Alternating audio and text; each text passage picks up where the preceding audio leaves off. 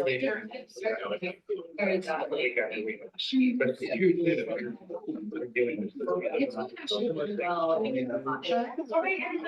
hello. Yeah, exactly. It is 6:01, so I'm going to go ahead and get started. Welcome to Know Your Dunes, the Humboldt Coastal Dunes Cooperative updates, which is acting as our public meeting for the Humboldt Coastal Dunes Cooperative. We've got a good amount of people here in the room and also some on Zoom. So just want to let everybody here in the room know that the people on Zoom can hear you. There are microphones all over, so if you have questions, but that also means if you keep your chatter to a minimum so they can hear the presenters, that would be awesome. For the folks on Zoom, go ahead and keep yourselves muted. And if you have questions, you can type them in the chat and I will be monitoring that. Again, welcome everybody. I guess I should introduce myself. My name is Susie Fortner. I'm the Programs and Operations Director with Friends of the Dunes. Thanks for your patience as I'm both facilitating and running the Zoom meeting at the same time. So let's see. There we go. So I would like to start by acknowledging, excuse me, sorry, my screens are all messed up here, that the coastal dune environments that the Humboldt Coastal Dunes Cooperative is working to conserve are located in the ancestral unceded territory of the Wiyot people, which includes the Wiyot tribe, the Bear River Rancheria, and the Blue Lake Rancheria. Wiyot people continue to be stewards of the coastal environment surrounding the Humboldt Bay, as they have been since time immemorial. One of the ways in which we can honor our placement within Wiyot territory is by recognizing the original names of these places, as well as the native plants and animals of these places in Salatlak, the Wiyot language, names that have existed long before the violent colonization of this area and attempted erasure of indigenous cultures and knowledge. The Wiyot tribe has a lot of great language resources on their website, and I encourage you to go look those up by visiting wiyot.un. Some housekeeping for people here at the Humboldt Bay Aquatic Center. We have some tea and snacks in the back. Please go ahead and help yourself. There's awkwardly placed behind that row of people right there. We'll have some transitions in between presenters, so feel free to get up and move around.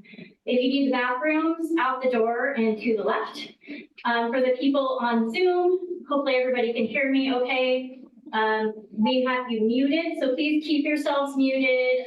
If you have a question during the question and answer period, we haven't practiced that, but I think you should be able to unmute yourselves and ask your question, or you can type your question in the chat and I will read it out loud to the presenters. And also this webinar is being recorded and, or this meeting I should say is being recorded, and it will be available on the Friends of the Dunes YouTube channel after the fact. So the Humboldt Coastal Dunes Cooperative facilitates coordinated ecosystem management of coastal dune environments through collaboration among stakeholders. The intention of the cooperative is to implement this mission by coordinating restoration, preservation, education, public outreach, enforcement activities, and acquisition of appropriate land stewards of unprotected high priority lands. The cooperative intends to achieve these goals by bringing together local tribes, land managers, public agencies, and nonprofit organizations to work together to coordinate resource management and planning for coastal beaches and dunes. Excuse my just reading off the screen, but that is our mission statement for the Humboldt Coastal Dunes Cooperative. On your screen, you can see logos, which is a short list, I believe, of the members of the Humboldt Coastal Dunes Cooperative. And today we're going to have some great presentations from some members of the Dunes Co-op, which I will have everybody introduce themselves when it's their turn to present. So each presentation is going to be about 15 minutes, and then we'll have 5 minutes for Q&A. And I do have a handful of agendas in the back on the table there behind Mike and James, if anybody would like an agenda to follow along. But here's the titles of all our great presentations tonight. Thanks again, everyone, for being here. And I just breezed through my intro, so I will go ahead and welcome up, I believe Justin Legge and Jillian Zimmerman are going to be our first presenters. Thanks, Susie.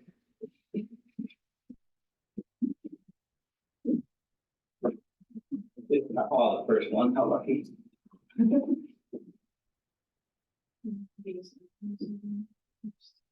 What button do you push?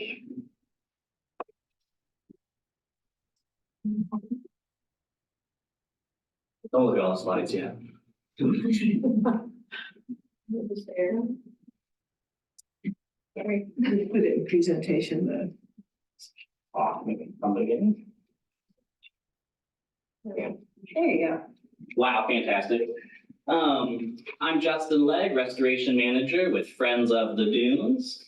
And I'm here with Jillian Zimmerman. I'm Jillian Zimmerman, and I'm the Wedge Restoration Manager. We're going to give you a little update today about the ongoing restoration project at the Humboldt Coastal Nature Center, as well as the Wedge property, part of our building resiliency and restoring critical habitat in Humboldt's northern dune system. Oh, we have a clicker here too. So Friends of the Dunes and the restoration that's been taking place on the four dunes at the Humboldt Coastal Nature Center property has been ongoing since Friends of the Dunes purchased the Stamps house around 2007. In 2007, that acquisition came on with about 38 acres. And as of today, the property is 122 acres, which is fantastic.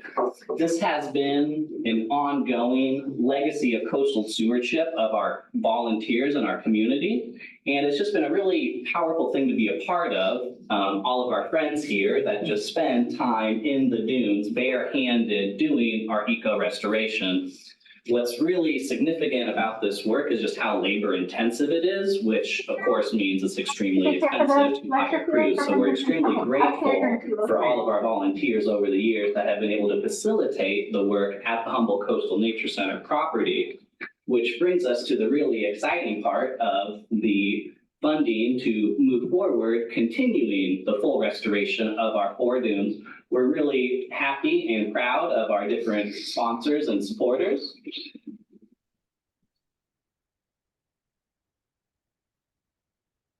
So why do we do restoration? I'm not sure if anybody's taken a walk out at Mad River Beach lately or in previous years, but there's a few different reasons we do restoration, and I wanted to highlight this kind of scary picture of what we call scarping, or significant erosion on our four dune right by the ocean, our first dune there at the beach. So the reasons we do restoration are, of course, to increase biological diversity and support a few of our endangered species that propagate out here in our sand dunes, like the Humboldt Bay wallflower, an endemic species. But what's really wonderful to me, I've been getting excited about the resiliency component of restoration, not just the native diversity of plants and animals in this community, but actually protecting the coastal community through eco-restoration. What we're seeing through the Humboldt Dunes Cooperative and other published research is really exciting, that not only does the removal of the invasive species, the invasive European beachgrass is one of the main ones that we're out removing, not only does it help restore biological diversity, but it also has a better system to allow the natural process of sand to actually move up the dunes and increase the overall amount of sand in our dune system. Being at this meeting, I'm sure a lot of you, oops, wrong way. I'm sure a lot of you have been in our dunes and had a great time out there. So you might know, if you were standing where these California Conservation Corps workers are here on our fore dune and looking up into the back dunes, you can actually see some really large systems over there. So what gets me excited about the restoration is that we're starting to enable the sand to get into our bigger back dunes, rather than when we have that scarping effect where we can lose sand, the ocean coming onto the shore, taking that sand away in the winter. I want my dunes to grow. I want increased sand in Humboldt. I want a bigger sand budget. And what's really wonderful is the removal of this invasive species, making this thick mat of hair. You can just envision when the sand's blowing, it just gets stuck. It can't go anywhere, right? But in our nice native vegetation, it can actually transfer up into the dune. Super fantastic. This picture here is about right there at the Millell property, and is just showing the wonderful benefit. After we remove the invasive species, we just let Mother Nature do a little bit of the work. And the plants repropagate themselves, pretty magical. I wanted to speak a bit about, we do a lot of prep work before any of this takes place. Tons of monitoring, tons of vegetation analysis. What our people are doing out here, I want to highlight. This is my coworker, Ryland Sherman at Friends of the Dunes, one of our restoration coordinators and technicians. So a big part of the work before any actual restoration takes place is monitoring, data collection. Ryland is out here with what you call a quadrat. This is just a basic PVC square. We go out and analyze the vegetation, analyze the amount of coverage of the sand, how much is open sand, how much is actually native dune species. And our partners up north at the Wadesh unit do similar processes. Their property is much larger, about 300 plus acres compared to our 122 acres. So it's a similar process, just a little bit different in terms of the methodology. And if you couldn't tell, I'm being really excited about sand grains moving. What this person is doing here is RTK. It's a GPS, real-time kinematic positioning system. Yeah, so this is one of my favorite pieces of the data that's been collected, is just over time watching the grains of sand move from the fore dunes up into the back dunes. That is an extremely time-consuming process, but it's been really, really fun. They each have little numbers for grains of sand. Each individual grain of sand we numerize and add to the sheets. So, our Dune ecosystem restoration team, I want to mention, is not just a way for folks in the community to give back and be involved and help support these really wonderful projects, but it's also a really great way for folks in our community to build community and have a good time. Eco restoration is not just restoring our dunes, it can be restoring our communities and restoring ourselves. So there's a lot of benefit from going out there, not just for the plants, but also for our community. Highlighted here are a few of our Redwood Community Action Agency crew workers out there digging in the sand. Believe it or not, on these rainy days, they still come out, they wear all their rain gear, they still dig out the Amosula. It is pretty fantastic. So far, we've been able to cover a significant portion of the fore dunes at the Humboldt Coastal Nature Center, Friends of the Dunes. If you've ever been out to our main trail, you can see it here.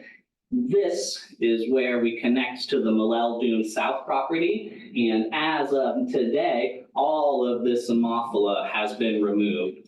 So what's super duper exciting is this project is just connecting these dune properties and making them even more exciting.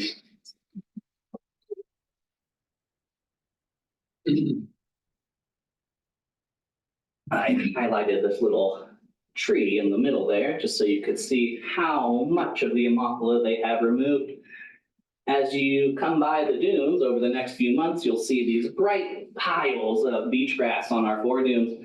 We let the piles dry for a few months, up to 6-ish months, and these piles will all be burned. So they will not sit there forever. These piles will be burned on appropriate days. Very exciting. What's not so exciting, you can even see in this picture here, again, how labor intensive the removal of the European beach grass is. I can already see the bright green resprouts. So our crew goes through with their shovels. They do the first dig. You can see how tall this grass is, this monoculture just completely suffocating the fore dune. After about a month or two, that quick, the stuff's popping back up and we already have to retreat it. We retreat it at least 3 times, sometimes a little bit more. Lots of work. We could use some help if you ever want to come join us. So we are really excited to actually be moving forward with the whole fore dune at the Friends of the Dunes property and having it connect to the Millell Dunes unit, which is going to connect to the Lamphere Dunes unit, which connects to the Wadesh unit, which is just super exciting and wonderful. And I think I'll pass along to Jillian here.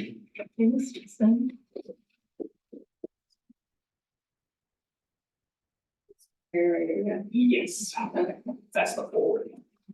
Okay, well, welcome everyone. Yes, I'm Jillian Zimmerman and I'm the restoration manager for the Wadesh Restoration Project. So I'll be talking about the Wadesh Dunes. A little bit about the land we call Wadesh Dunes. Wadesh is Wiat for dunes. It's part of their ancestral territory. It's a collection of 5 parcels owned by U.S. Fish and Wildlife, equaling about 300 acres. The Wadesh Dunes is funded for 4 years through various organizations, as Justin has already stated. So it's right up here. So Mad River is up north of it, and then you have Lanphier, Morel, and south of it.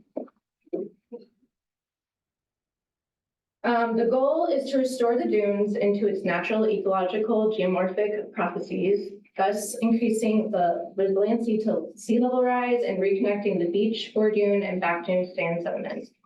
To do this, we will be removing overstabilized invasive species by using manual, chemical, and mechanical removal methods. The invasives we are focusing on are yellow bush lupin, European beach grass, coyote brush, and ice plant. Coyote brush takes up a lot of space in the back dunes. It's not part of the dune ecosystem. So while it's not invasive, we are removing it from the dunes to promote native plant growth.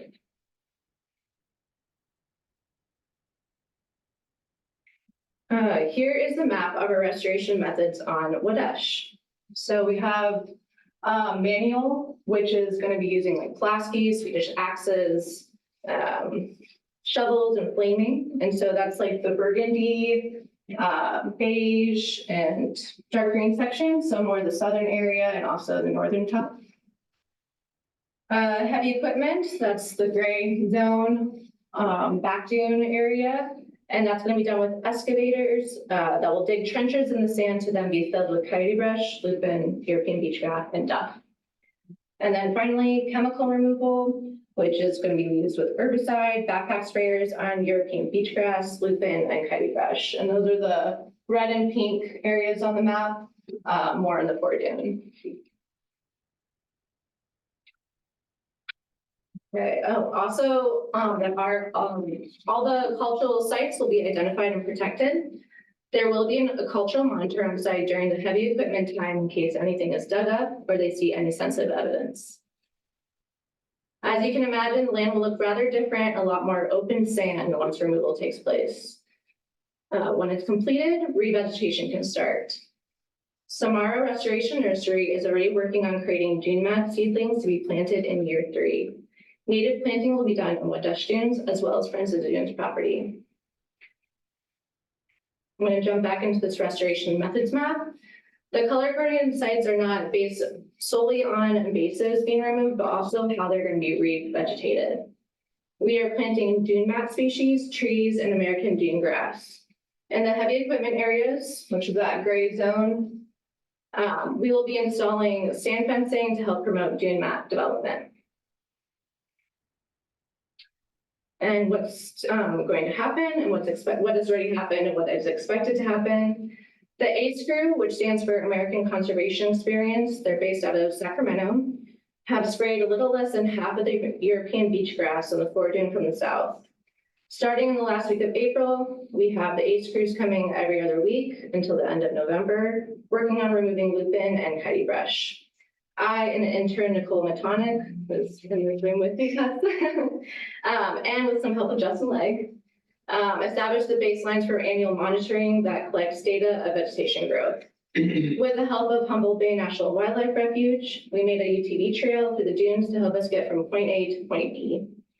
And what's happening next? We're getting ready to schedule the heavy equipment team. They'll work on duff removal for the winter months, as well as ACE return to manually remove lupin and duff. And I just want to shout out to Andrea, just because she has done a tremendous amount of work planning, organizing, and getting the funds to do this project. I'm very grateful to be part of this ambitious project. It's just getting started. We'll have hiccups along the way and we'll figure it out. But we're all very optimistic and looking forward to the project to place. So that's it for me.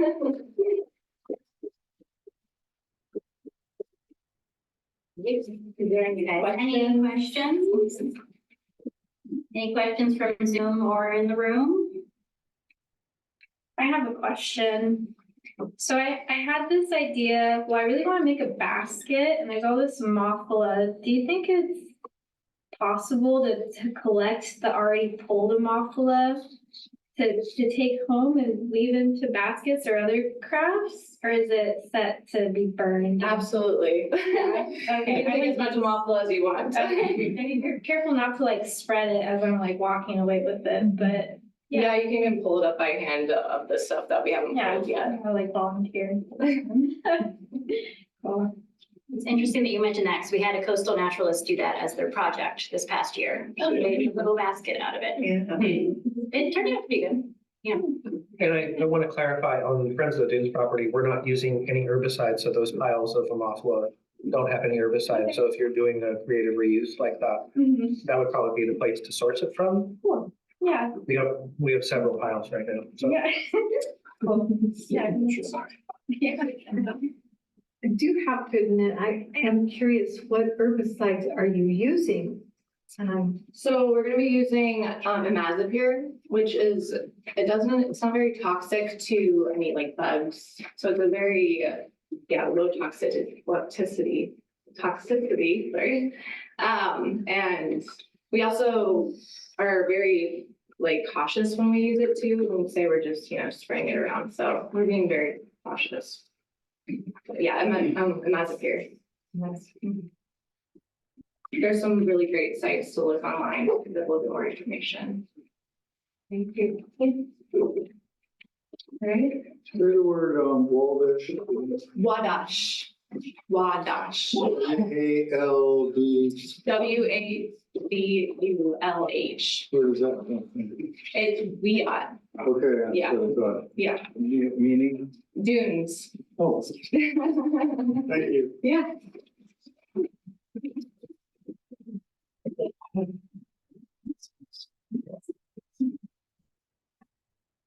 Okay. We're running ahead of schedule, which is great. So next up, we have James Ray, California Department of Fish and Wildlife.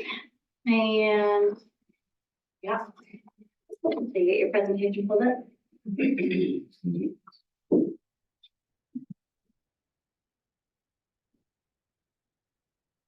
Good, see that? Yep.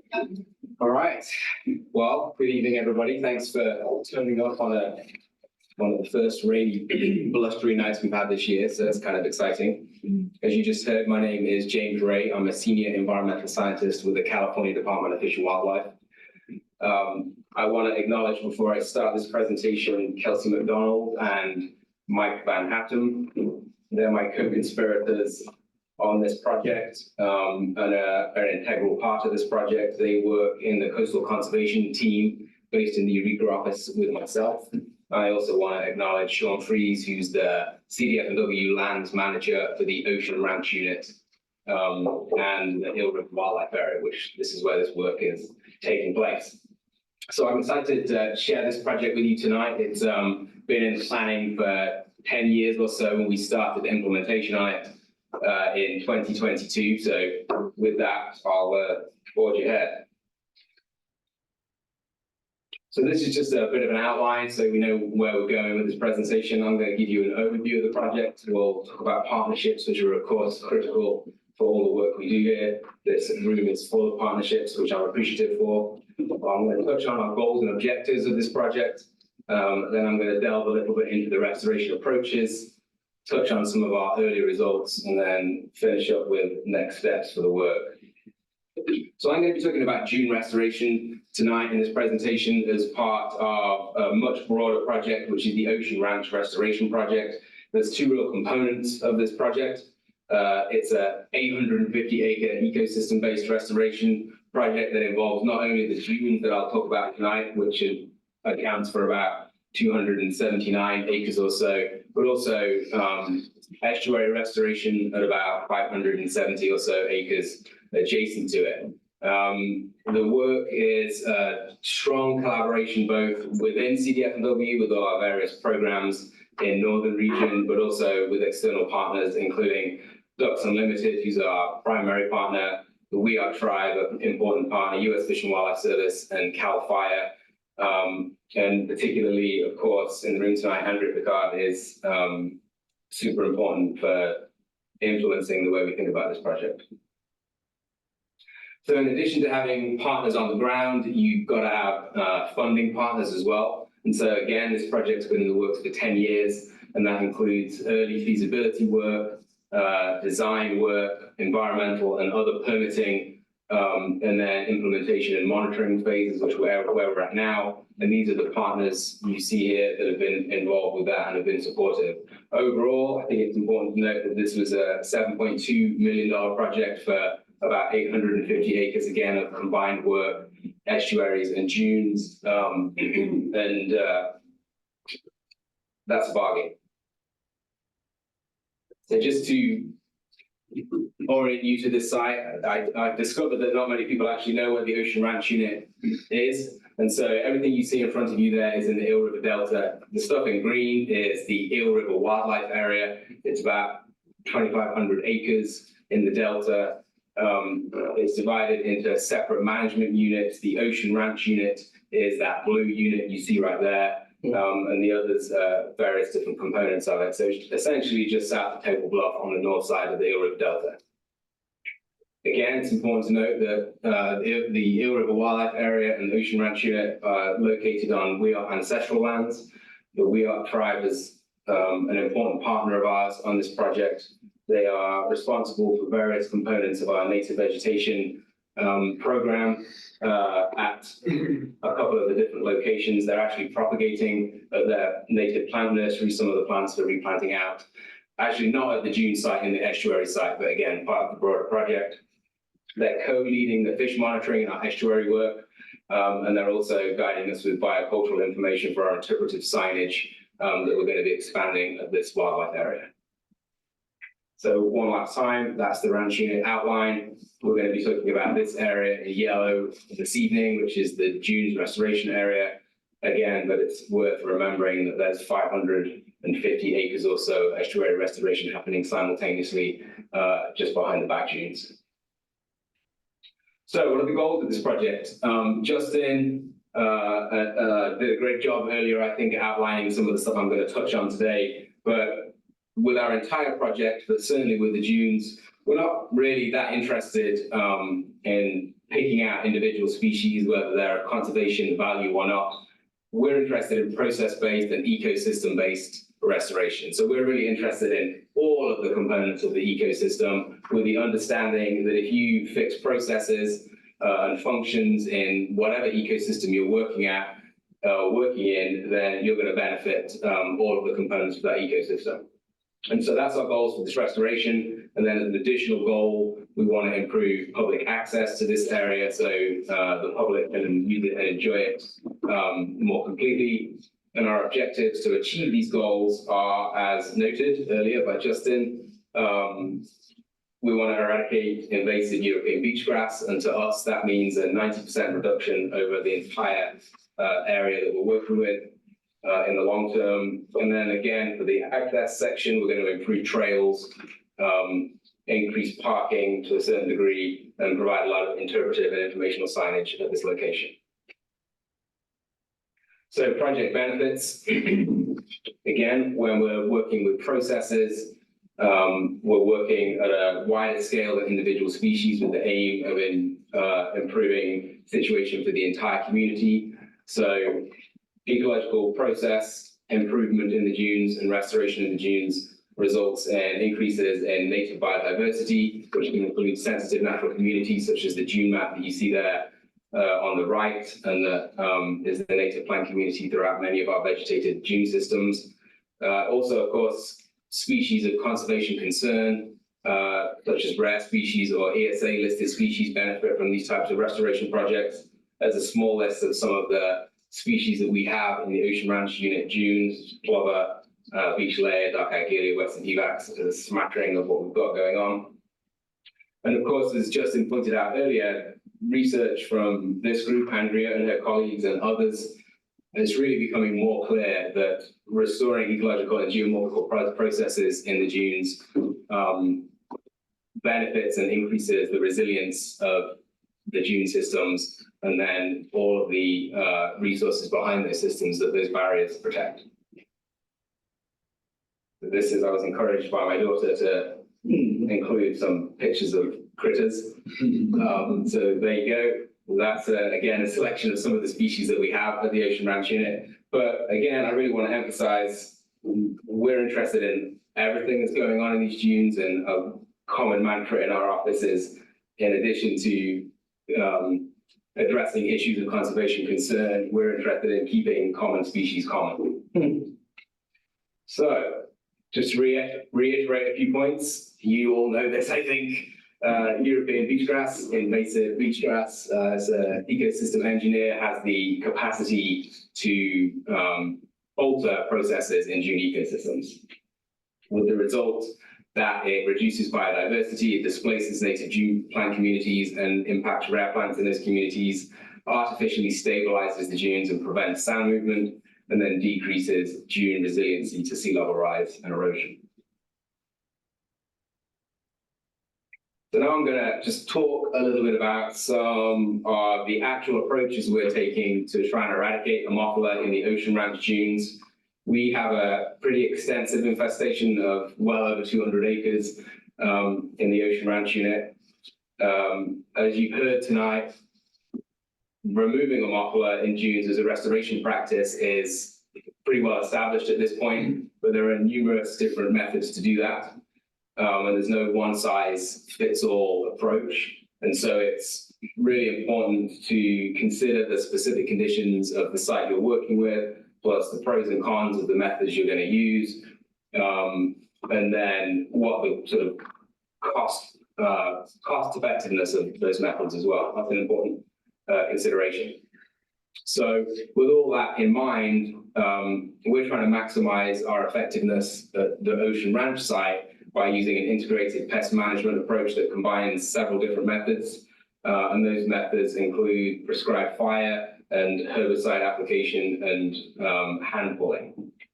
So to get those methods on the ground, to apply them to the actual dune system, we prioritized our dune system into a primary and secondary area to just get at the area of the highest urgency. And then in that primary restoration area, we subdivided it into 10 approximately equal-sized areas of about 420 meters in length.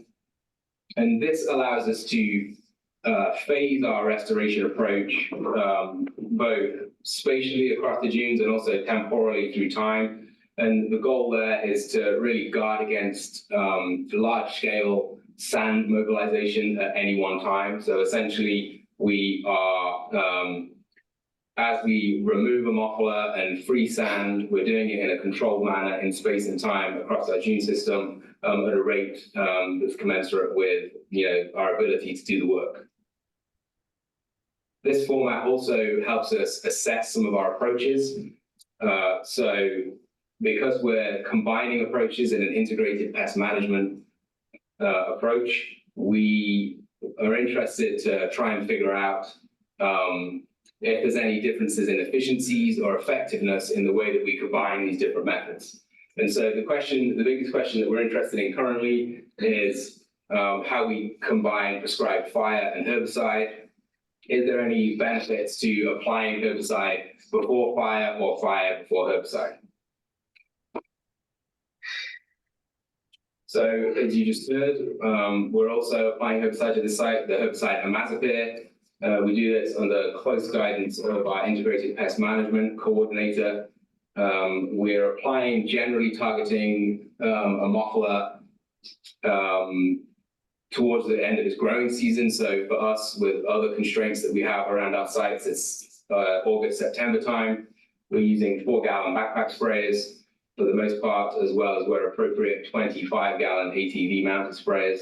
Those sprayers are not boom sprayers or anything like that. They're essentially just a large backpack sprayer. They have a single hose and a single wand.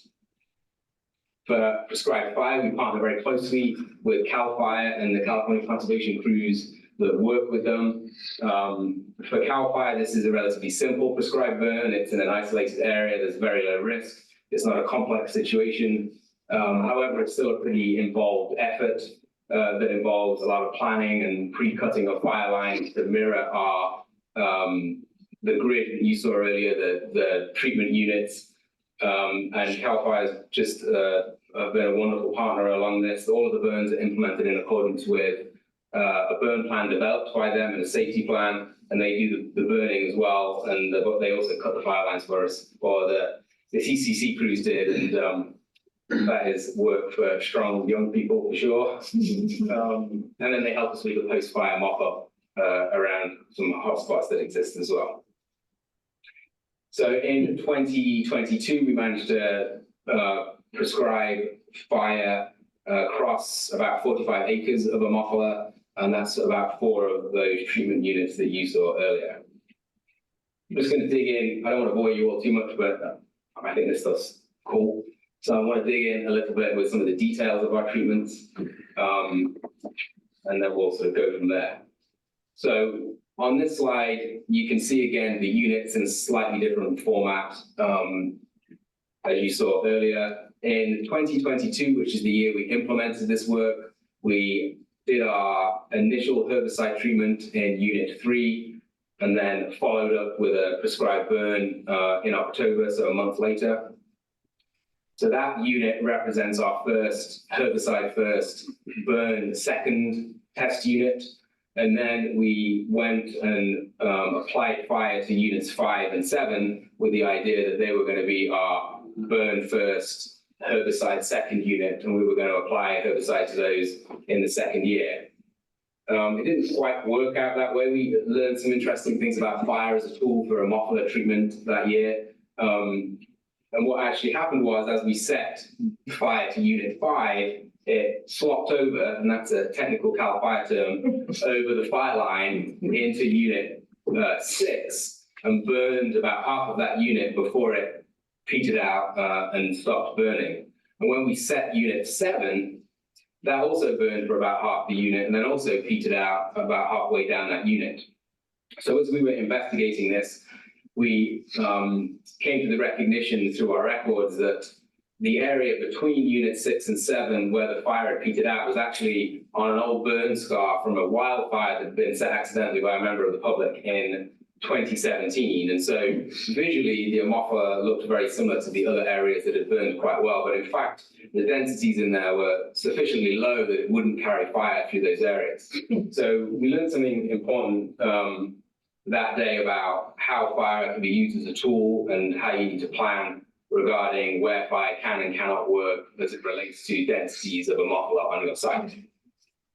So in 2023, we followed up in Unit 3 with secondary herbicide treatment for any of the regrowth that we saw in that unit, which was quite minimal. And then in Units 5, 6, and 7, this is when we applied our initial herbicide treatment to those units that we burned in the previous year.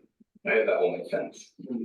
So these are just some photo points, just to give some brief examples that are a product of our monitoring program that was developed by Kelsey McDonald. And this is in Unit 3, which again is our herbicide then burn unit. It's at the 4 dunes, it's looking south. You can see in the top slide, that is pre-burn in the spring of 2022 in May. And then the second photo down is immediate post-burn. So this area burned in October. And so this is December after that, so it's immediate post-burn. And then the following spring, you can see in April there that there's been very little recovery of Ammophila a year later, or really 6 months after that treatment. And that brings us to Unit 5, which is the burn first, followed up with a herbicide treatment. So you can see the same chronology, pre-burn in May, post-burn in November, immediate post-burn, then 6 months later, post-burn in April. And you can start to see it's just denoted some of the greenness appearing back. I know these photos are quite small, so I apologize for that. But you can start to see some of the greenness coming back in that April picture in the unit that was only burned. And then this is when we actually came to apply the herbicide to this unit a year later. And it was there was significant regrowth through there, and really it had been revitalized by that fire application.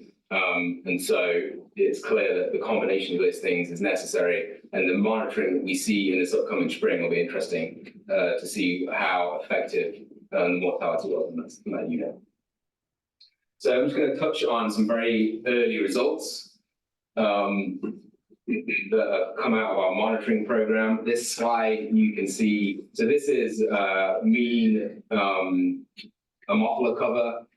You can see there on the left, this is pre-treatment in the spring of 2022, and on the right, it is post-treatment in the spring of 2023. You can see the treatments are in green, the herbicide first, followed by the burn treatment. That has decreased the cover of Ammophila in that treatment unit significantly. And then just the burn unit, initially, by the time we monitored this in April, had also decreased the Ammophila coverage significantly, whereas you can see there in blue, that is the untreated control that actually did not change statistically. So this shows that in the short term, we were able to really reduce Ammophila very quickly with both these types of treatments. And now the task will be to, monitor the regrowth, how much regrowth will occur with the two different types of treatments, and then stay on top of that regrowth. This is another way of showing that same data. This is data from 2023. You can see the untreated control percentage of Ammophila cover is about 48%, whereas the two treatments, again, red, just burn, green, herbicide, then burn, have been significantly reduced to well below that untreated control. And the burn and herbicide unit is within the parameters of the reference site, which is about 0.13% cover of Ammophila. So again, this is immediate results, and now we have to track and maintain these through time. So the flip side of the coin of recovering these dunes is A, getting Ammophila cover down, but then B, getting native dune cover up. And so this is the monitoring from 2023. It's worth noting on the left there again is the baseline from 2022, and a year later is the post-treatment data from 2023. But it's worth noting that the actual treatment took place, of course, in the fall of 2022. So this only is about 6 months between the treatment until this first data was taken in 2023, the spring on. And so across the board here, this is actually a non-statistically significant decrease in dune mat cover across all of the treatment sites. So both the burn and herbicide, but also the non-treated control and the dune mat reference site. And so what's happening here basically is no change in dune mat cover and no effect of the treatments. And likely, if there is a slight decrease of dune mat cover across this site, it's probably a function of environmental conditions, but again, not statistically relevant. So we think that really it's too soon for us to see any differences in dune mat cover after such a short time period between treatment and data collection. But we're excited to see what's happening out there in this spring survey of 2024. So just to finish up, these are also some preliminary results on our efficiency. So that was some of our, what you just saw a moment ago, was some of our early results on effectiveness, I suppose I would call it. This is early results on efficiency. Some of the things that we've noted so far include, so these numbers are basically person hours per acre, which means it represents the number of hours it would take one person to do 1 acre. Of course, we don't put one person out there. We have very large crews using all sorts of different methods. You'll see here, I want to show you in the yellow and the blue. The blue represents hours per acre between our different units with a backpack sprayer versus hours per acre with an ATV sprayer. And you can see, regardless of the unit they're in or the treatment type, the ATV sprayers are more efficient than people with backpack sprayers for the most part. There are some limitations to how you can use ATV sprayers in the dunes, of course, based on topography and also whether they're appropriate given adjacent to GMAT and so on and so forth. And then I also want to point this out. This is average person hours per acre. And you can see in the top there, that's 20.6 hours per acre for unit 3, which is the unit we applied herbicide to and then burned. So when we applied herbicide to this unit, it was waist height, Ammophila, super dense. And then below it, 9.5 acres, which is obviously way more efficient in units 5, 6, and 7. This was the unit that we burned first before we applied herbicide to. So that Ammophila was like knee height and way less dense. So on the surface of things, it would seem super logical that those efficiencies existed that way. However, we want to test this a little bit more through the rest of our units because we actually think that this is more of a function of the sites themselves and some other confounding factors. Unit 3 has very complex topography, it's very difficult to traverse. It also has a very large area of native GMAT adjacent to it. And so because we didn't want to impact that with any ATV or foot traffic, we went on a very circuitous route around that to access the site, which added inefficiencies. And then lastly, 2022 was the first year that we put this project on the ground in sort of at this scale. And so we also had some learning curve inefficiencies as well, I would say. Whereas in units 5, 6, and 7 in 2023, we had a year of practice under our belts. These units are very accessible from the road, and they're also topographically much more simple, and they're wide and they're open, and you can drive ATVs in them very easily. And of course, ATVs are inherently more efficient based on this data. So next steps for this project in the short term, in 2024, we're going to go back to Unit 3 to see what that looks like through our monitoring scheme, and then treat it as necessary. That might include some spot treatments with herbicide, or it may include hand pulling, depending on what we find when we get there this spring. And then we're going to go back to Units 5, 6, and 7 and retreat that with a second treatment of herbicide, which is likely necessary across those large areas. And then we're going to initiate the new treatments in Unit 1 and Unit 9, which will include probably a herbicide first, and then prescribed burn in the fall approach to initiate work in those units. And then for the long term, we're going to stay on top of these units until we reach our goals. We think that the main thrust of this work will probably take the next 5 years. And then after that, we'll be in sort of a maintenance and monitoring mode. So with that, I'll take any questions you might have.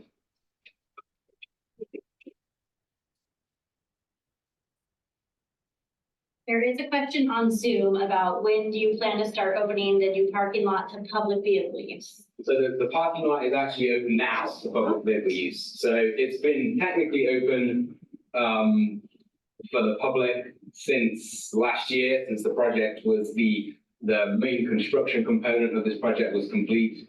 But we had some trouble getting the gate open at sunrise, but we managed to get a nice collaborative situation going with BLM. And so now the gates are being opened there at sunrise and closed at sunset, along with the BLM gate down to South Spit. And so it's fully usable by the public right now. Yes. Thank you, James. So I have a question about the burn and herbicide treatment. You said there was a year in between the two? The burn? Yes. Yeah, so was that necessary because of some logistics of the project? Because I think ideally you'd be spraying it when it was a lot younger, first growing back from the herbicide. Yeah, I think so. And so there was some logistical issues. So there's a couple of things, like primarily there's weather constraints around spraying. You can't, when there's rain in the forecast, you can't spray, and you certainly can't spray when it's raining. And so once we completed that burn in October, we didn't, after that year that it happened, we didn't have many opportunities after that. And then bird nesting season came around, and we wanted to regroup a little bit and think about some of our approaches. So by the time we were done with those environmental constraints, it was back to the following August, which is when we went in and did that. But I think I think that's right. And based on conversations we've had before, and some other folks. I think that moving forward with some of our other units, we're going to try and explore with how quickly we can spray after we burn and make some comparisons that way. And just to be clear, you said the two herbicide burn treatments both were successful at about the same level? Burn then herbicide and the herbicide then burn. Yeah, from an effectiveness standpoint. So what actually happened was the way because as you just noted, we didn't treat after the burn until a year later. It means that our first year of monitoring only actually detected what would be considered half treatment for the burn and then herbicide treatment. And so the full treatment will be detected this year, which is, sort of potentially problematic. And so if you do count that, so if you count that first monitoring period, whereby you're looking at a herbicide treatment, then a burn, and just a burn, which is sort of half of a treatment, the herbicide and then burn was significantly better in that it reduced Haemophila coverage to about less than 1%, whereas the just burn was around 11%. Okay.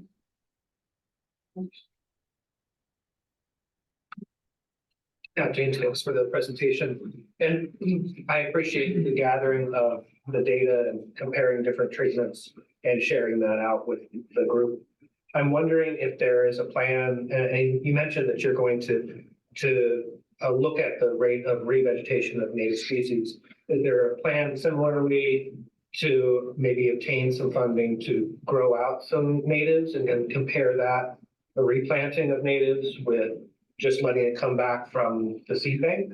Yeah, it's a great question. So currently, we have some funds in reserve for revegetation should we need it. But the main thrust of our plan is that we're going to rely on natural colonization. And in instances where our monitoring, which is pretty robust, indicates that maybe colonization isn't occurring at the rates that we might expect given other projects, then at that point we'd likely step in and try and propagate some of those plants and apply them, in appropriate suites, planting pallets, given the locations in the dunes that they might go. So I would say kind of, in that we're ready to step in and do that if necessary, but it is not like our primary pathway forward. Gotcha. So more of an adaptive management strategy than it is a research design strategy. Yes. Got it.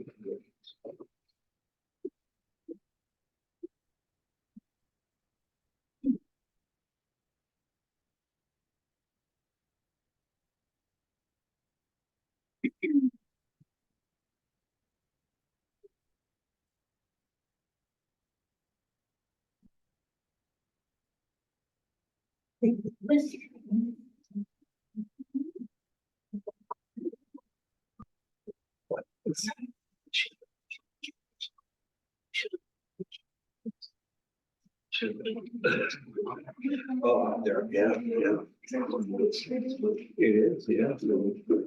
Anybody needs to get up to grab some more tea. There's also some cookies. Pretzels. Yeah, usually where I went, just what?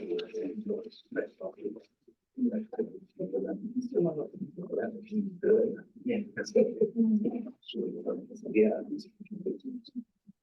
Is that working okay?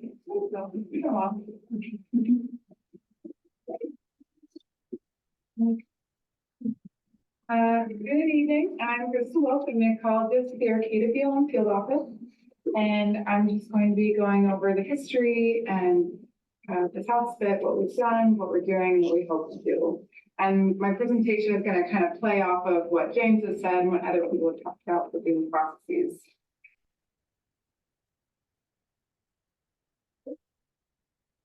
There's also a little clicker there. I have to find that out, James, too. If you want to use that. Okay, so basically, a little bit about the South Pit. So it's about 800 acres. It's roughly 4.5 miles long. And it's located between the Humboldt Bay's entrance on the north spit and between Table Bluff. I also would like to recognize that this is ancestral homelands of the Leah tribe. And so this imagery is showing the condition of the South Spit in the 1940s. And so you'll notice that it has open sand, there's a lot of more sparse vegetation. And so this is really representative of what this dune community was looking for the invasion of European sea sprouts.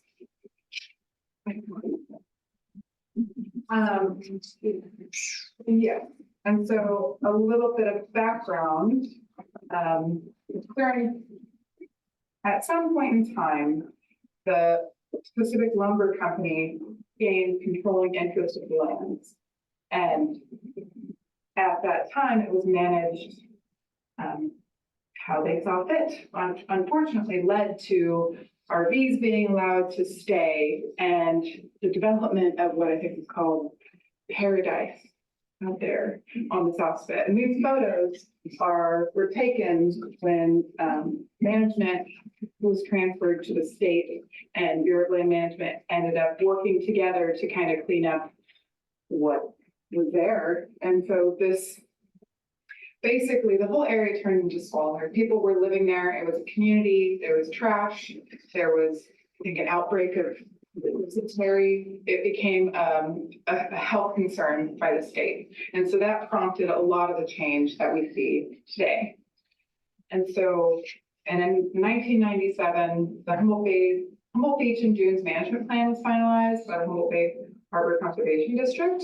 And that was a collaborative approach. And that was partly to address the condition of this, but also to work on the conservation measures that are needed to restore this land. And so in the late 90s, so 98 to 99, the Humboldt County Department of Health and Human Services called for the cleanup of the South Spit. And this entailed the evacuation of roughly 800 people who resided there and consisted of over 320 tons of solid waste, including 150 vehicles and 2,000 tires. So this doesn't begin to show the gravity of the entire situation. And that was just kind of the beginning of where Bureau of Land Management started to take over. And so in 2001, Halco transferred ownership to Department of Fish and Game, now CDFW. And then in 2002, Bureau of Land Management assumed the management of the South Spit. And so it is currently still managed by Bureau of Land Management. However, it is owned by the state of California. And so this is a unique partnership where there's a lot of different agencies that come together. As mentioned below, the county had 17 acres, U.S. Fish and Wildlife had 160, Texaco for mitigation purposes holds about 19 acres out there. And our U.S. Army Corps of Engineers has 10 acres at the very end, which is used for staging, for jetty repairs, and various things like that. And so this really was a collaborative effort, and BLM manages it in a way that keeps these other agencies, these other stakeholders' needs in mind when we're managing together.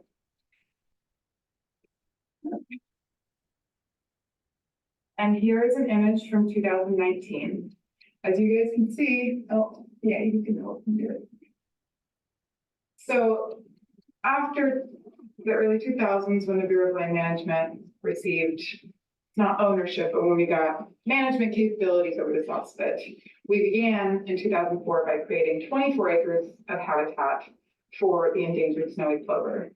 And that's roughly half of this area on the north end of this spit was created for the snowy plover habitat. And then in 2009, 27 acres were added as an expansion. So currently today, and our wildlife biologist, Justin Windsor, he will elaborate on this when it's his turn to talk, but roughly 51 acres of habitat that is currently maintained for the plovers. And with all of that work was accomplished using prescribed fire and heavy equipment. And since then, BLM does periodic maintenance with heavy equipment, baby oyster, shell scatter, and invasive species removal to maintain this. So that kind of leapfrogs into what we're doing now with the invasive species. So by 2008, roughly 25 acres of the non-native invasive species were removed, which restored habitat for federally listed beach lamb and Humboldt Bay wallflower. So unlike the snowy plover area, invasive species management was, I won't have to speak too much because everyone's talked about it, but it's European beechgrass, there's ice plant, there's lupin, there's things that are completely reshaping the vegetation of our dunes and taking over and displacing native species.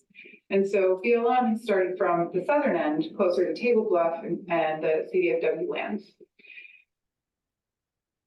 And so just want to reiterate, in 2008, 25 acres were restored using manual removal methods.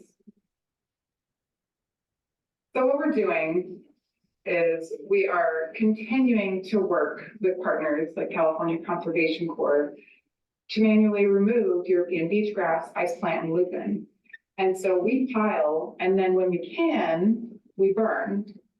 And so this is allowed for roughly 1 mile or 88 acres to date of restored lands.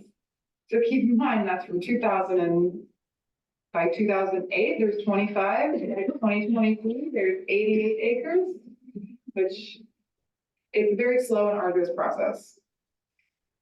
And currently I have brought into the fold the Toll Restoration Council. They have an invasive weeds crew that has worked very diligently to increase our productivity for invasive species removal.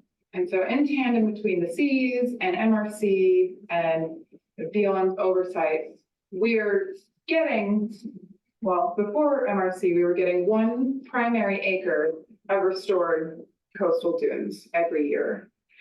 And so that's roughly 4 weeks of crew time of 5-person crew for the Conservation Corps. And what we're wanting to do is obviously increase how much we can get done in that time and being more efficient with what we do and what partners we're bringing in. In 2023, with the help of MRC as well, we restored 2.5 acres within 1 year, which was huge. However, that also leads to retreatment.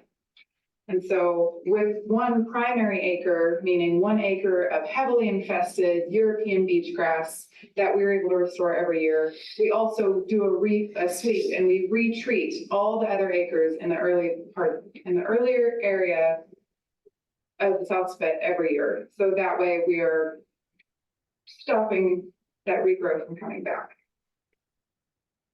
So you can see here that it is a very thick line of European beechgrass and the coyote brush that we're working against. And we pile, now this one looks a little sloppy, but in general, we create burn piles, and whenever it's allowable, when the conditions are right, when basically when the stars align for the BLM to be able to burn, we burn. And so that's been roughly once every few years. I think we burned this last a year ago in the winter time. That's the first time, maybe 3 or 4 years. And so maintaining these piles and dealing with the organic waste that's left behind is just as important as actually removing the invasive species, especially when we're dealing with ice plant that's part of the mix. And so that will re-sprout if it's not appropriately dealt with. And so all of these different phases come with their costs. So more labor, more time, having the right timing, having crew availability, and working together to continue making progress in the South Spit. And, you know, as others have mentioned before, we have re-sprouts that occur. When we're pulling, because we're doing manual removal methods, we are pulling, we are using plastics, we're using shovels, and these root systems are so deep within these sand dunes that they're able to just resprout and regenerate. And so this growth is roughly, I think, maybe 2 months after manual removal. And that's obviously challenging when we're working with partners that have many different obligations, many different time constraints. Like the seas are not available during most of the summer or fall months because they're on fires, or they're working on other projects that are time sensitive. And so timing is really essential for these projects. So, and this is one of the things we're restoring for. This is more early serial succession. So this was within, I think, 2 to 3 years of very successful eradication of the European beechgrass, ice plant, and lupin. And so this is part of the native dune mat community. You'll see that the owl's clover and the beach pea are very dominant here. But soon as time passes, these plants will balance out within the community. And all the plants that are now on the South Spit were from natural regeneration from within the seed bank. And this is our beach layer mixing with the beach pea, and you see open sand, you'll see a lot of these annuals thriving. And the work that we're all doing together, the work that BLM has done, as well as the monitoring that we've done, has assisted in the downlisting of the species from Fish and Wildlife Service. And that's a huge accomplishment. There are so many species that just live there forever. And that's if there's any recovery activity that is accomplished to make a difference. And so the work that's been done has made a difference. And so here, and I mentioned before that BLM, we have done everything with manual removal methods, hand crews, pulling it out whenever we have the crews that are available to do so. And so this is a burned area, but however, this is from someone in the community had a little too much fun, and then they kind of got away and it caused a fire. And then the beach grass burned, the coyote brush burned, everything did. And this regrowth was within 4 or 5 months. And so I'm going to be piggybacking off what others have said here, like fire is a very valuable tool. However, it needs to be paired with something else. There needs to be something complementary that we can use to help fight that, because what it does on its own is it stimulates growth. And so I know it is a very controversial method to use herbicide, and obviously in Humboldt County, it's not the most ideal method, but to ignore it entirely would be putting ourselves at a deficit when we're trying to make change.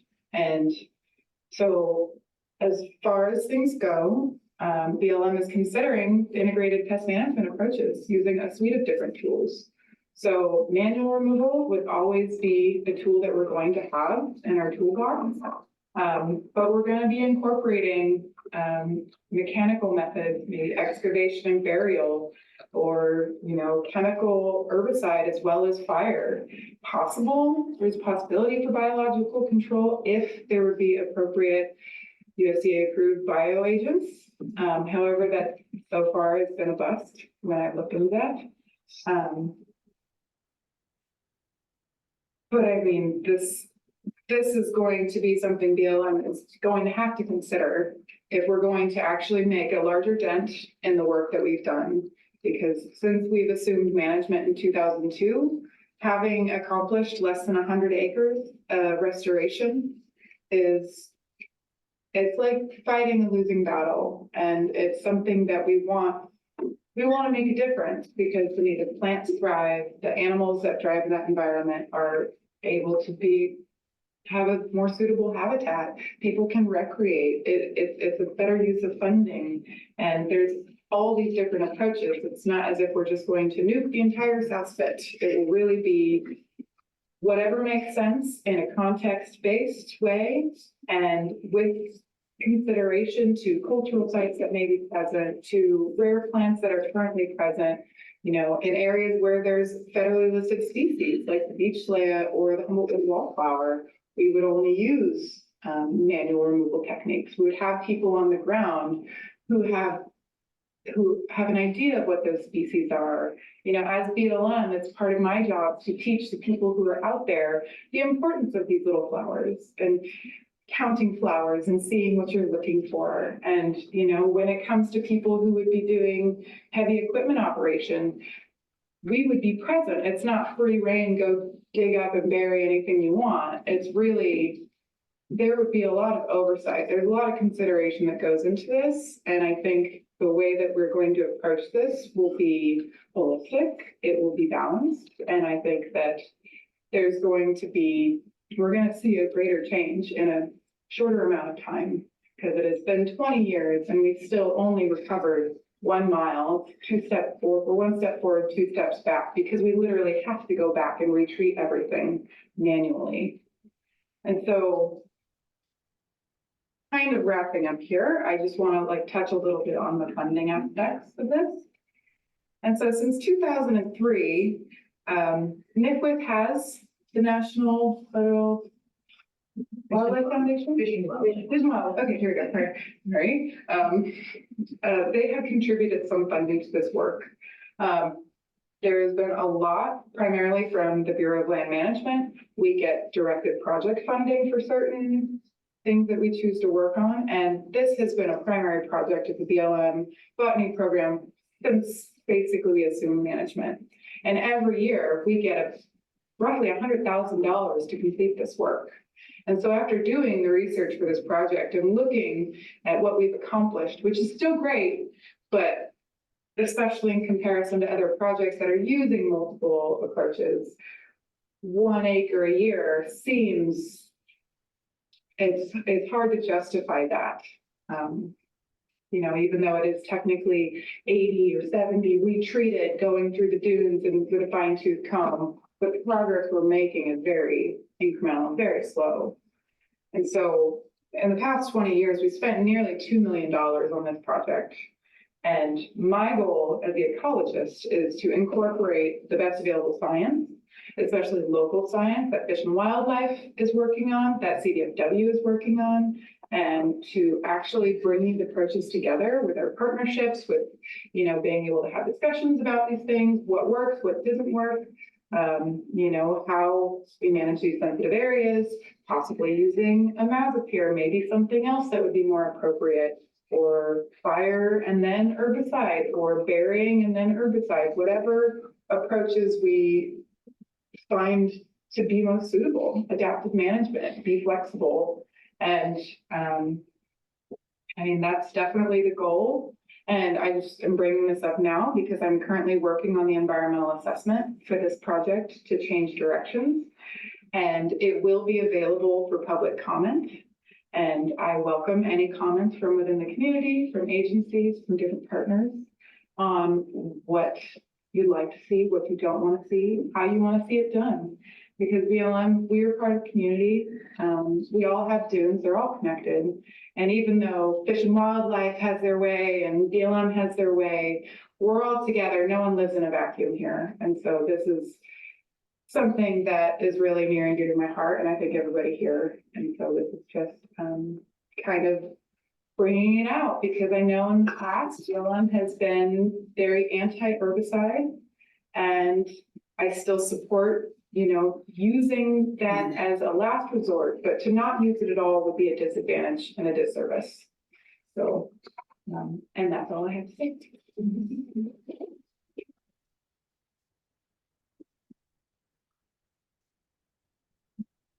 Any questions for Crystal? Should you give an example of a biological control bioagent that's different from an herbicide? Well, currently I'm, well, not for the South Spit, because I don't believe there's anything for the European beachgrass yet.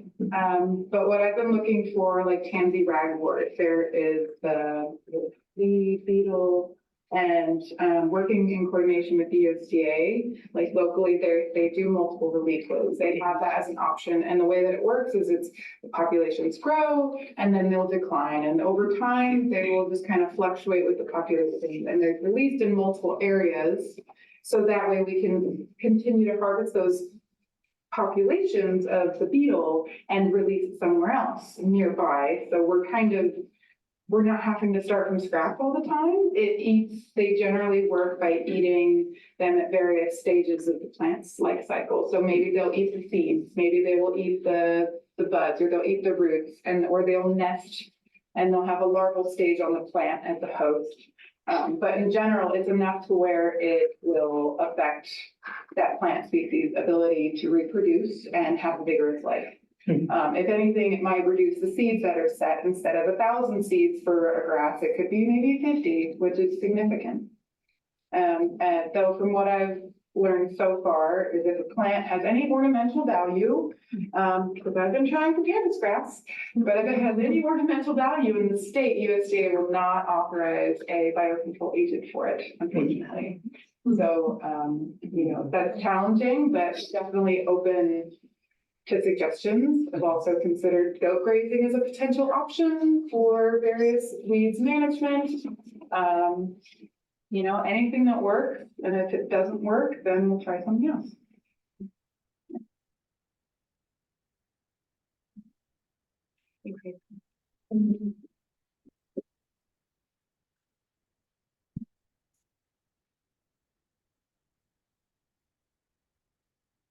You're doing great on time. Man, third. Yeah, and then, well,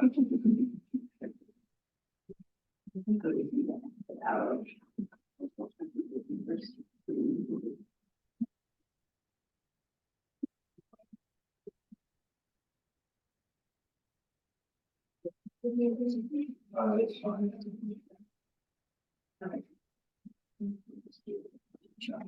Hello, everyone. Thank you for coming out tonight. My name is Justin Windsor. I'm the wildlife biologist with the Field Land Management here in Arcata. My presentation tonight is Plovers of the South Spit, a challenge to recovery. So just a brief introduction of plovers. The West Coast population of snowy plovers was federally listed back in 1993. Declines in the population were attributed to habitat loss from invasive beach grass removal, overabundance of predator populations, and human disturbance and development. A primary goal of the BLM's management of the South Spit is to manage for the protection and enhancement of threatened and endangered plant and animal species and their habitat. So the recovery plan that was drafted for the snowy plovers defined two criteria, one of which that would need to be met in order to delist the species. And so the first of those was maintaining an average of 3,000 breeding adults across 10 years throughout the entire range. Or for our recovery unit, maintaining 150 breeding individuals for 10 years. A second metric or criteria is to average a per capita reproductive success of 1 chick fledged per male for 5 years. And so when we say per male, that's based on the parental behaviors of snowy plovers. So they, males and females will co-incubate, and then once the chicks hatch, the females will move on to find another mate, and the males will rear the chicks. But this PCRS, or per capita reproductive success, is a great measure of like how productive a site is. So at the South Spit, we started implementing, as Crystal had mentioned, a plover restoration area. And I should emphasize that the habitat that plovers are looking for to nest in is a little bit different than what we're doing with recovering the native plant species. So plovers really like disturbed areas that have been breached by the ocean or river blowouts. So our goal in doing the HRA was to kind of mimic those processes. So back in 2004, we created the first 24 acres of the HRA. And then in 2008, we added an additional 27 acres.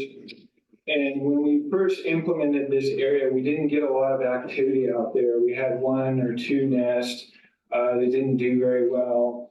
So in 2010, we wanted to increase the cryptic habitat that plovers are really seeking out to hide their eggs. So we added oyster shell. And that covered about 12 acres total, but we did it in patches to kind of see how the plovers selected their sites within the HRA. And to do all this, we used heavy equipment and went out and stripped the dunes and flattened them, and then used a manure spreader to cast the oyster shell out, as you can see here. And then here, the plovers really like having the ability to hide their eggs amongst the debris. So this is kind of an example of that. And then every year we do annual maintenance, as everybody's mentioned. Ammophila goes right back. So we get some help from the Humboldt Bay National Wildlife Refuge. They contribute their man hours and equipment to come out and disc the HRA. And disking allows us to remove the new growth of Ammophila while not stripping the ground of the oyster shells. So you can kind of see here, the oyster shells get buried in the sand, but as the days go on and the wind removes the sand, the oyster shell becomes re-exposed. Additionally, we have to get a bulldozer out there every year and deal with the scarping and the perimeter of invasive beach grass that forms.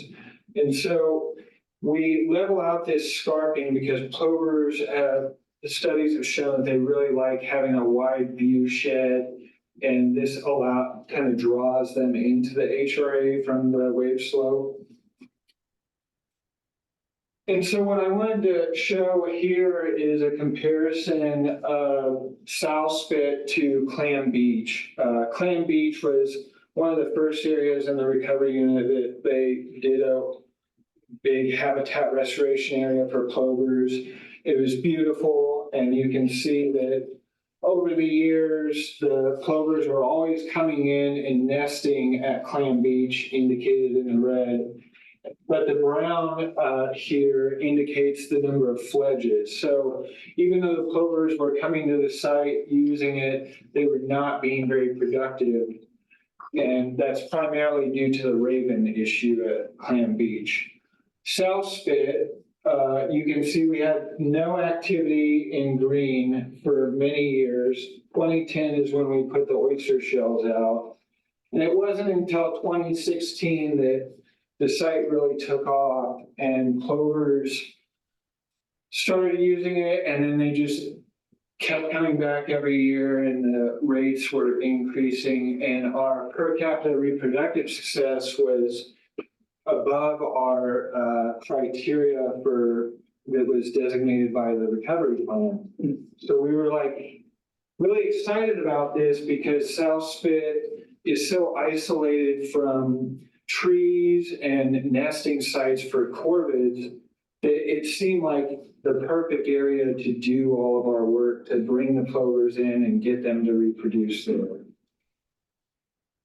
So between 2016 when they showed up and now, I brought some metrics into play here. We have the number of nests here, apparent hatch success, apparent fledge success. So from the nest that hatch, how many chicks fledged, our per capita reproductive success, and then the percentage of predated nests.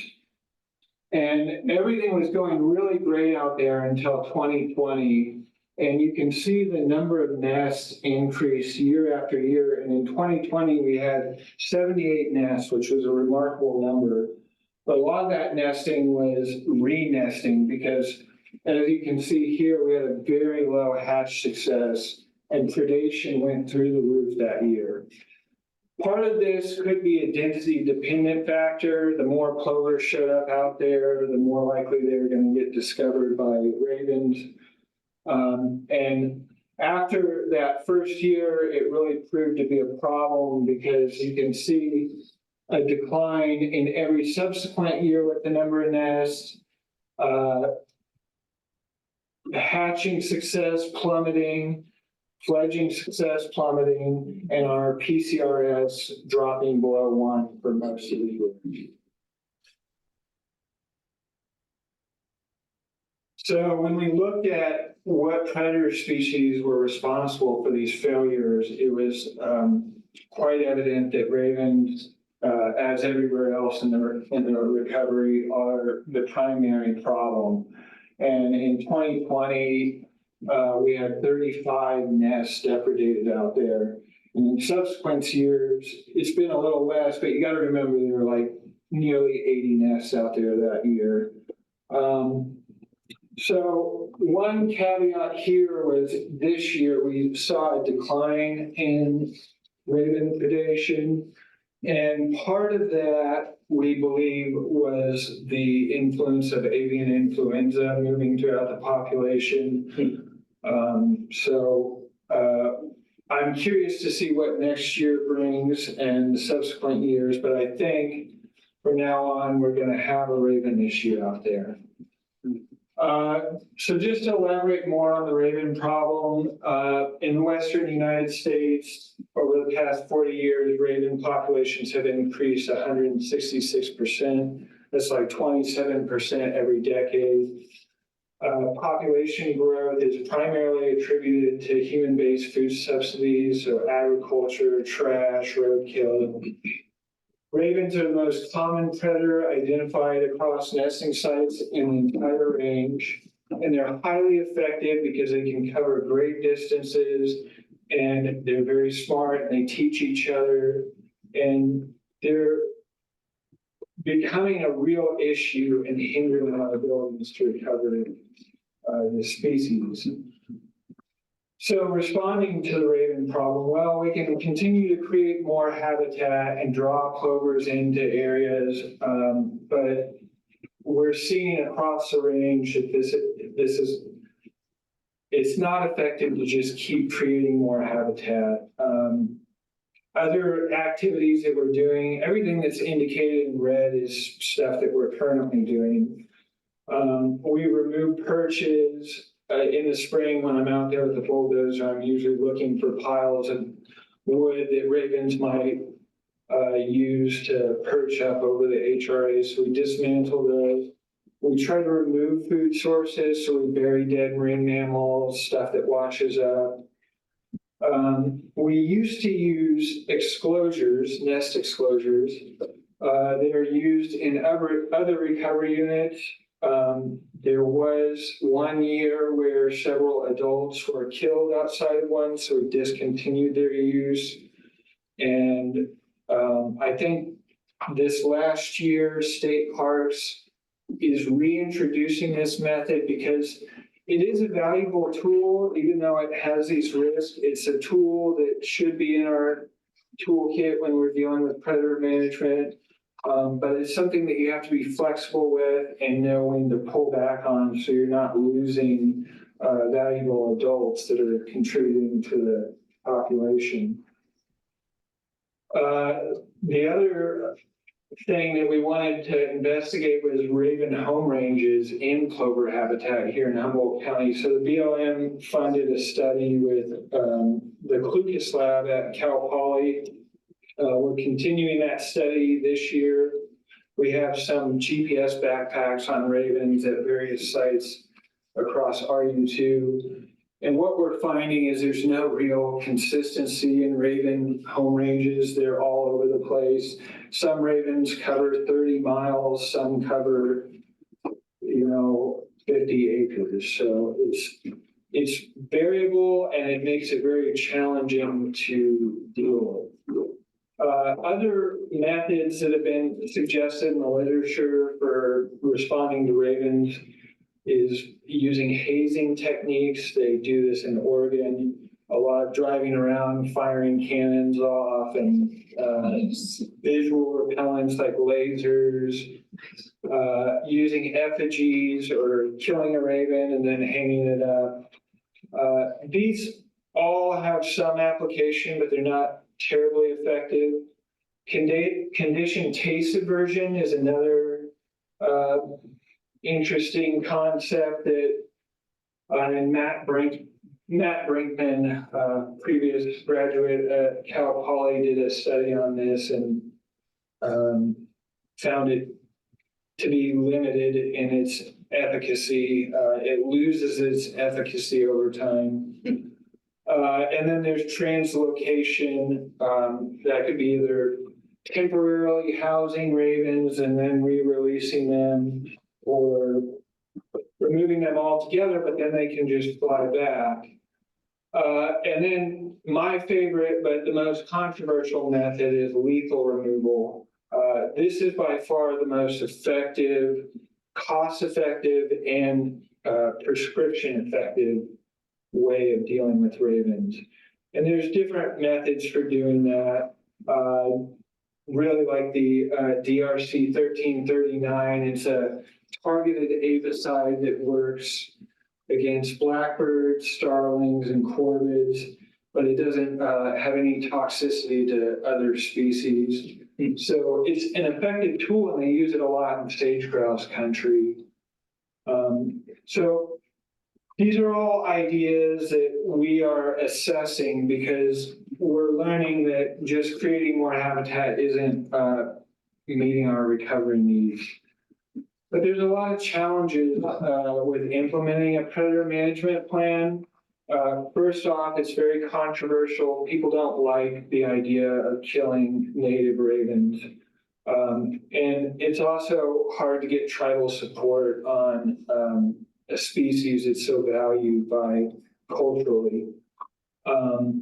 But then also it's costly and it requires long-term application. So you can't just go out and employ predator management 1 year and then expect it to be effective the next year. However, I've been talking with a lot of partners across the range, and in Oregon, the Bureau of Land Management has been conducting a very extensive predator management program. They spend up to $250,000 a year on it, and it's been very effective. In their population, Eleanor Gaines did her dissertation on how not only chick survival and nest survival were impacted by predator management, but also adult survival was positively correlated with predator management.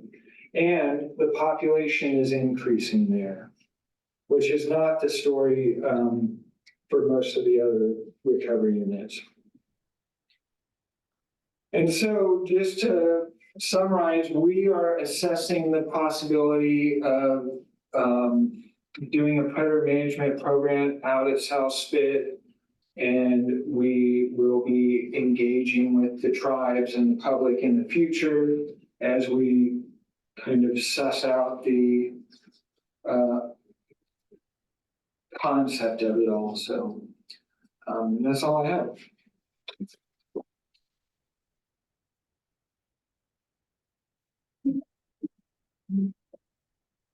Any questions for Justin?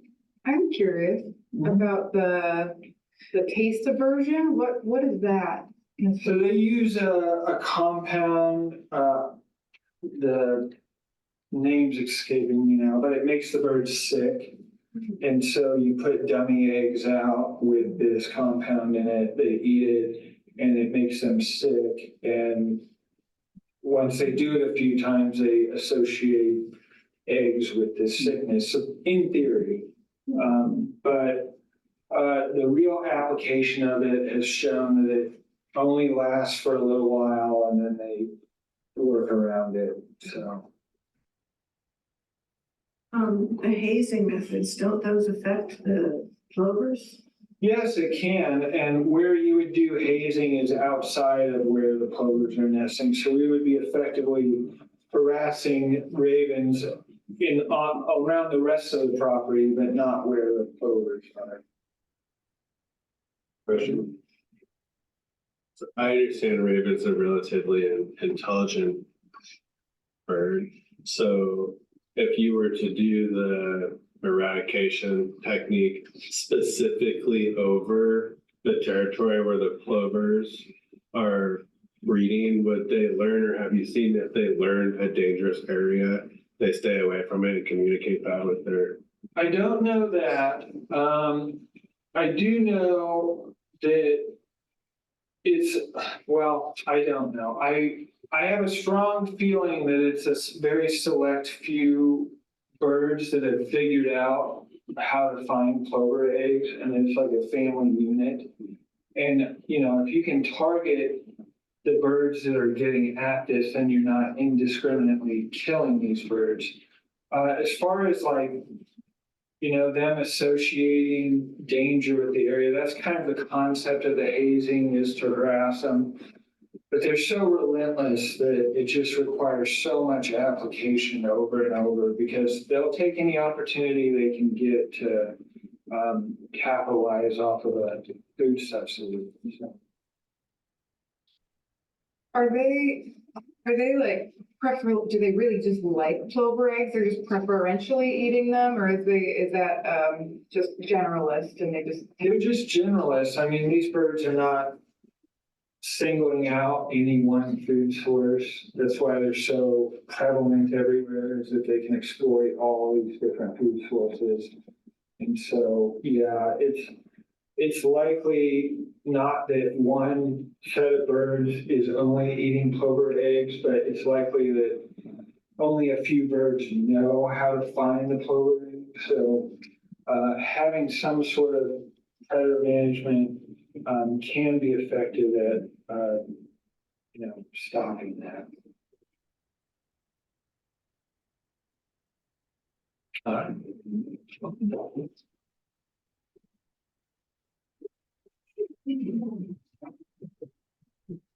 Great, well, thank you to all of our presenters this evening. I'm just gonna bring this back up again so we can see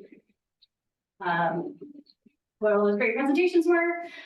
We did not have a presentation this evening about the Humboldt Coastal Resilience Project, and that's because just last week we had a final results presentation about that project, which has now been posted to Friends of the Dunes YouTube channel. And that had presentations by Andrea Picard about the shoreline monitoring and the adaptation sites, by Ian Walker about the vulnerability assessment, and by Jeff Anderson about the sediment budget. Really great information coming out of that project. So I encourage you to go to our YouTube channel and check out that video if you weren't able to attend that or weren't able to attend one of our agency meetings that happened in November. And keep an eye out for some upcoming reports on that project as well that'll be posted to our website, which is friendsofthedunes.org. So thanks everybody for being here. I think our presenters will probably be hanging out for just a little bit. We're a little ahead of schedule, so if you wanted to chat with anybody about their presentation, they should be around. And also, if you want to see any of our past presentations from the Dunes Co-op meetings, those are also on Friends of the Dunes YouTube channel. Thanks, everybody. Thank you.